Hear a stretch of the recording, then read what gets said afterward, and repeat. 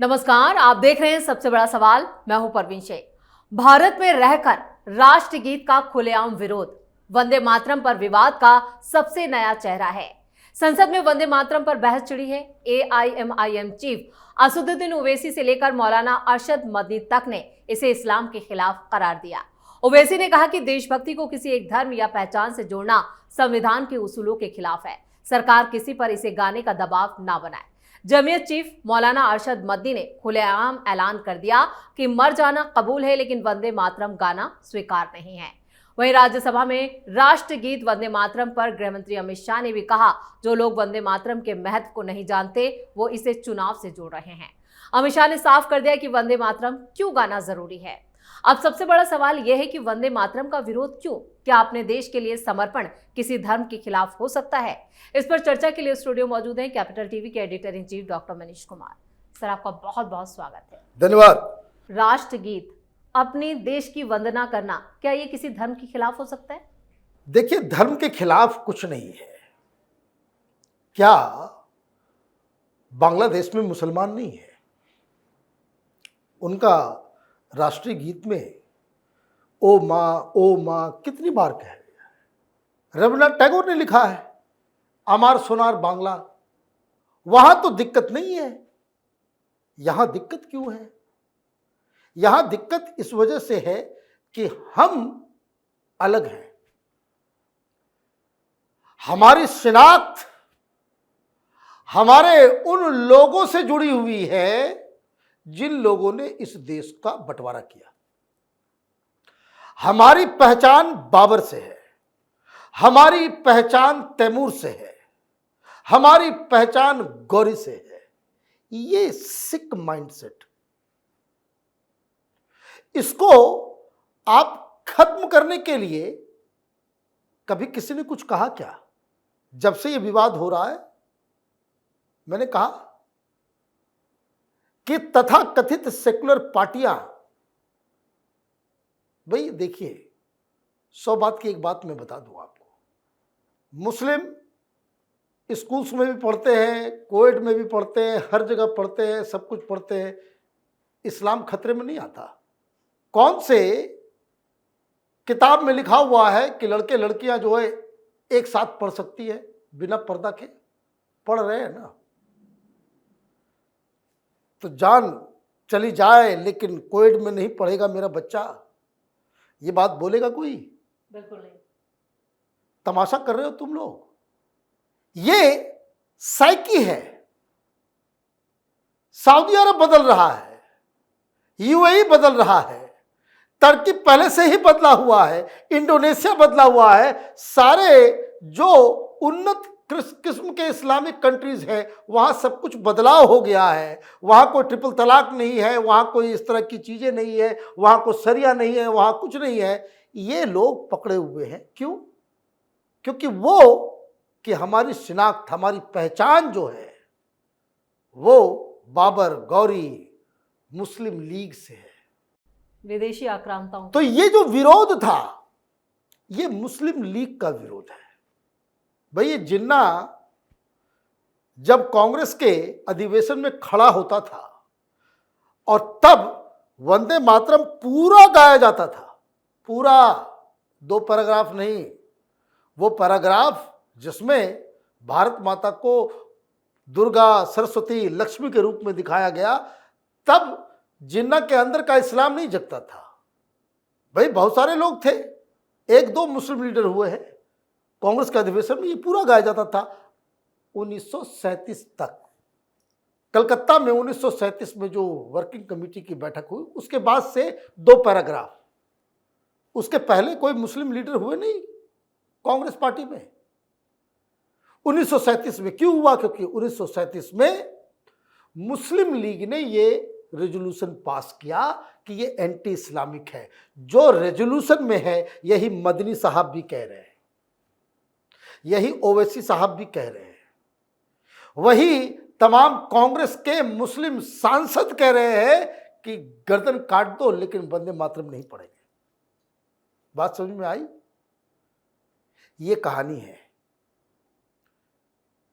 ये बंटवारे की बीज यहीं से शुरू होती है। ये जो कांग्रेस पार्टी ने, चलो भाई आप लोग, देश एक साथ था, हिंदू मुसलमान साथ में थे, आप कहते कि नहीं भाई ये दुर्गा काली सब ये है, गड़बड़ है, इसको हटा दो।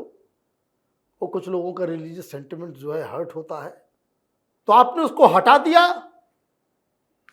मैं तब भी कहता हूं ठीक है, चलो भाई को एग्जिस्टेंस के लिए थोड़ा सा कॉम्प्रोमाइज कर सकते हो, कर लिया।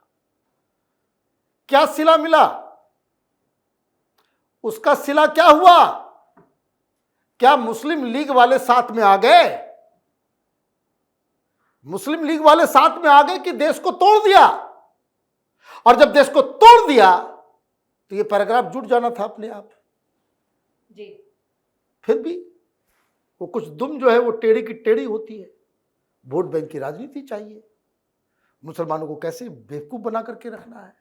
ये बड़े बड़े मौलवी मौलानाओं के बाल बच्चे डिस्को में जाते हैं, अंग्रेजी स्कूल में पढ़ते हैं, विदेश में रहते हैं, सी बीच पे जो है तरह तरह के कपड़े पहन करके नजर आते हैं, तब इनका इस्लाम जो है खतरे में नहीं जाता।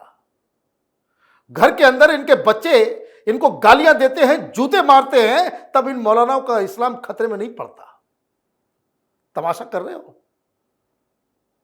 वो बड़े बड़े उर्दू अखबार के एडिटर को मैं जानता हूं, वो क्या जो है जाने दीजिए, बड़ा मामला पर्सनलाइज हो जाएगा। लेकिन ये लोग इस्लाम के नाम पे गरीब मुसलमानों को जो है वो टोपी पहनाने का काम करते हैं। ये तुम्हारी शनाख्त है। अब बीजेपी वाले ने, प्रधानमंत्री मोदी ने कहा कि भाई ये जो बंटवारा हुआ उसका तो बीज उसी में था जी। और कांग्रेस पार्टी, ये सेकुलर पार्टियां क्या कह रही थी? ये सब फ्रॉड है। मत माने फ्रॉडगिरी इनके जीन में है। ये कह रहे थे कि वंदे मातरम तो हमारे खून के अंदर में। तो मदनी ने कहा बोलो कि मदनी साहब गलत कह रहे हैं, हिम्मत है, अखिलेश यादव की औकात है ये बात बोलने की। अखरा को आगे कर दिया। क्या बोली वो? जबरदस्ती। भाई जबरदस्ती क्या है? राष्ट्रगीत और राष्ट्रगान, नेशनल एंथम, नेशनल सॉन्ग, संविधान के मुताबिक, ये राहुल गांधी पता नहीं पढ़ता लिखता है या नहीं लिखते, ये लोग वो संविधान लेकर के घूमता रहता है, तो उसमें कोई फर्क नहीं है। राष्ट्रगान और राष्ट्रगीत अगर हो रहा है तो खड़ा होना होगा, इज्जत देनी होगी, और नहीं देने से संविधान की अवहेलना होगी। बहुत सारे मुल्कों में इस तरह की अवहेलना करने वालों को पनिशमेंट लग जाता है। लेकिन यहां भी बहुत सारे टोपी वाले, जालीदार टोपी वाले, दाढ़ी टोपी वाले, वो जनगणन के ऊपर खड़े नहीं होते, है ना। तो भाई इसका क्या किया जाए? तो डिबेट तो हुआ, पोल पट्टी खुल गई इनकी पोल पट्टी खुल गई। क्यों? इनके जो डबल स्पीक का आप देखिए कि भाई वो देवी देवता, अब देवी देवता तो अब कट काट दिए, अब तो 2 ही स्टैंजा है जी। वो सेकुलर स्टैंजा है। सेकुलर स्टैंजा भी नहीं गा रहा ये लोग।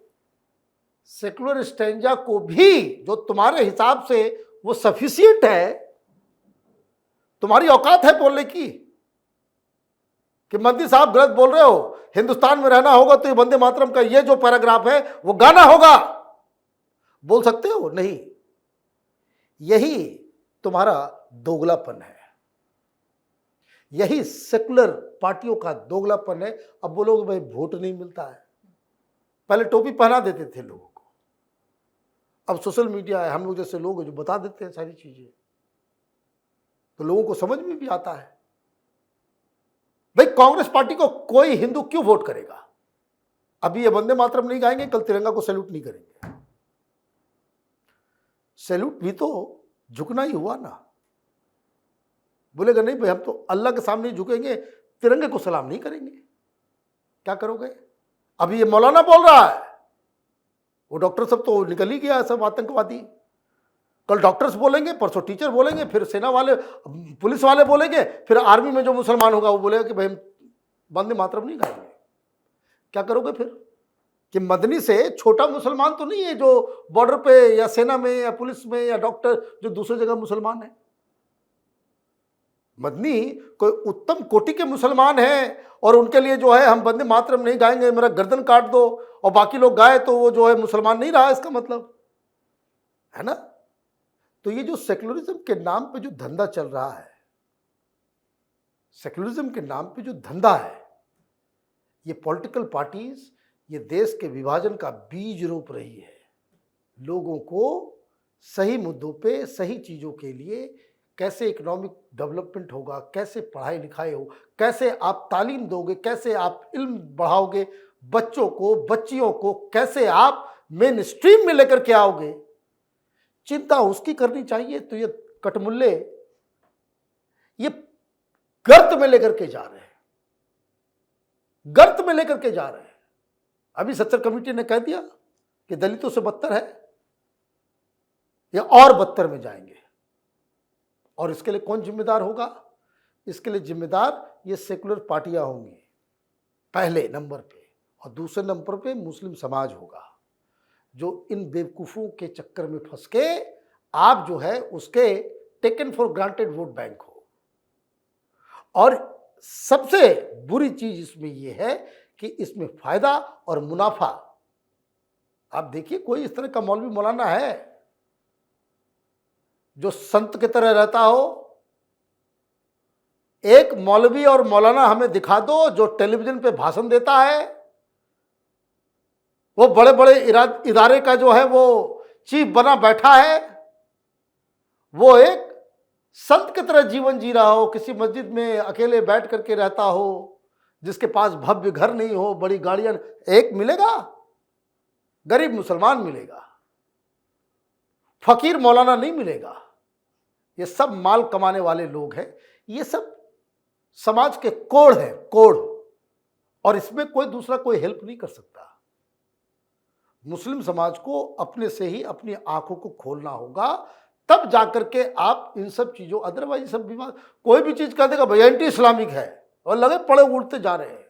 वो कहे कि कौवा कान लेकर के भाग गया, कोई आकर के कह देगा, तो अपना कान देखना है कि फिर कौवा के पीछे भागना है। ये पूरा समाज जो है कौवा के पीछे भाग रहा है, और इसलिए इस तरह के मौलवी मौलानाओं की दुकान चल रही है। डॉक्टर साहब, इस तमाम जानकारी के लिए और सटीक विश्लेषण के लिए आपका बहुत बहुत धन्यवाद। धन्यवाद। तो एक तरफ संसद में वंदे मातरम के 150 वर्ष पर चर्चा, तो दूसरी तरफ नफरती चेहरे देश के राष्ट्रगीत को लेकर भी जहर उगलने से बाज नहीं आ रहे।